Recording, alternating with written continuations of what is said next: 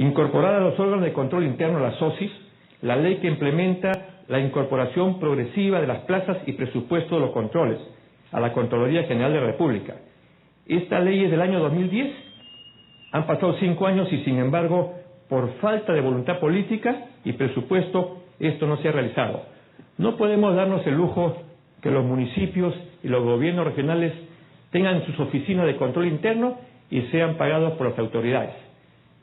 Ya hay una relación entre empleado y empleador y, por cierto, muchas veces las SOSI hacen de la vista gorda, lo que ha significado que la Contraloría, por ejemplo, en el caso del municipio de Chiclayo, haya tenido que sacar a su personal. Vamos a promover modalidades de control donde la remuneración de los auditores no dependa de las autoridades a que las fiscalicen. Haremos una reingeniería completa de la Contraloría General de la República, haciendo que el Contralor haga un informe trimestral al Parlamento sobre los principales casos de corrupción detectados en la utilización indebida de recursos públicos de los gobiernos regionales y locales. Se dará mayor presupuesto a las Procuradurías Públicas del Estado. Antes de proponer la autonomía del Consejo de Defensa del Estado, es necesario que como medida inmediata se otorgue más presupuestos a las Procuradurías Públicas del Estado. El año pasado, en la Comisión de Narcopolítica, la Procuradora Antidrogas sostuvo que el Estado está perdiendo procesos penales contra los narcotraficantes porque no cuentan con los suficientes abogados para estar presente en aproximadamente, ojo al oído, para que se escuche, 75.228 procesos judiciales que tienen en giro. O sea, hoy en día, en el país existen 75.228 procesos judiciales de denuncias por narcotráfico.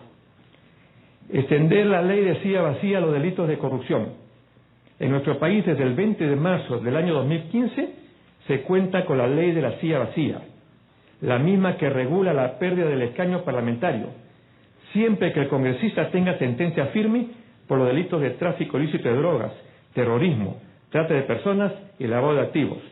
Lo que se propone es extender esta sanción al partido político o a los partidos políticos cuyos congresistas cometan delitos de corrupción. Queremos otorgarle a la Unidad de Inteligencia Financiera la facultad de acceder al secreto bancario y tributario. Esta es otra medida para bloquear el acceso al crimen organizado, sobre todo en la política. Todos los países de Sudamérica, menos el Perú, le han otorgado a sus unidades de inteligencia la facultad de tener acceso al levantamiento del secreto bancario y tributario sin ninguna limitación. Por lo tanto, desde este foro convocamos a todos los candidatos a comprometernos, a quien resulte ganador, a aprobar esta norma. Ejecutar los trabajos realizados para reforma del sistema judicial o el sistema de justicia. Desde el año 2003 en el Perú se han realizado diversos trabajos para la reforma de la justicia. Recordaremos, primero fue la Comisión de Magistrados para la Reestructuración del Poder, el segundo el Acuerdo Nacional por la Justicia y el tercero y último el Serajus. Todos estos trabajos se encuentran encarpetados y archivados en la Presidencia del Consejo de Ministros y en la Corte Suprema del Poder Judicial. Por falta de visión de país, los gobiernos no han aplicado estas políticas que ya están listas y que han costado muchísimo dinero a todos los peruanos. En la política, alta voluntad desde el Estado, el gobierno y sociedad, con el fin de terminar con la disfuncional y mal empleada inmunidad parlamentaria. Esta figura nos sirve para construir el Perú del Bicentenario. Para elegir el Contralor, vamos a convocar a un concurso público nacional totalmente meritocrático para que, sin injerencia de la visión partidista, desde la política se garantice probidad en el periodo que le corresponde. Necesitamos hacer una comisión de la verdad contra la corrupción de los últimos 25 años, para que todos los peruanos estemos informados y sepamos quiénes son los corruptos con nombre y apellido. Haremos una auditoría integral de la deuda externa y la concesión fraudulenta de los recursos del Estado. Aplicaremos la Convención Internacional de Lucha contra la Corrupción que protege a los denunciantes. El ciudadano de a pie debe atreverse a denunciar porque tendrá apoyo del gobierno y será recompensado por denunciar a funcionarios corruptos. Aplicaremos una política de tolerancia cero frente a la corrupción para poder sancionar a cualquier funcionario, servidor público, ministro, congresista, policía, fiscal, juez, gobernador regional, alcalde o regidores que pretendan recibir dádivas en el desempeño de sus funciones. ¿Cuáles son las medidas sancionadoras que proponemos? 1. Sancionar a las personas que no cumplan con registrarse como lobistas en el Registro Público de Gestión de Intereses de la SUNAR. Desde el año 2003 existe ese registro.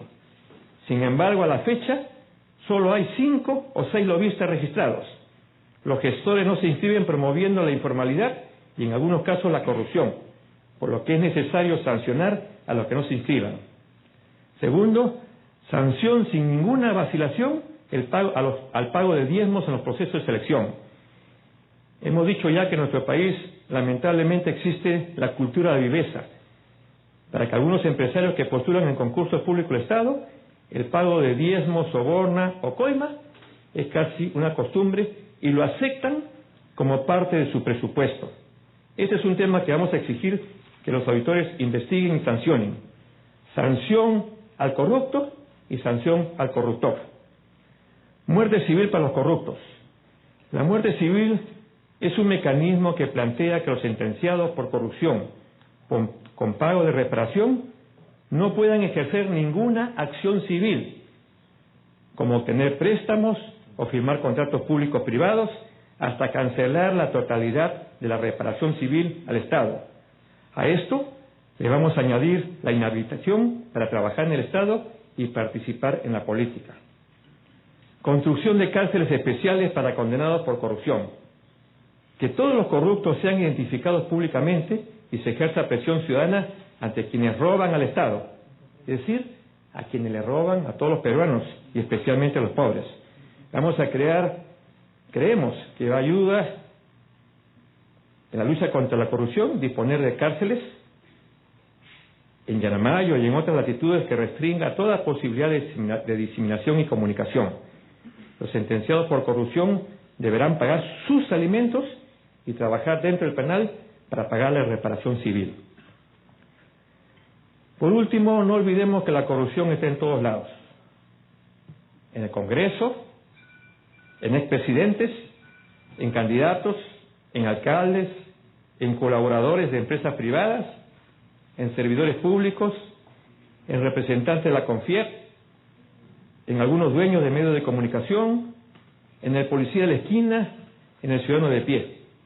De nosotros depende una reforma en el sistema de valores de todos los peruanos que nos permita pensar de manera distinta.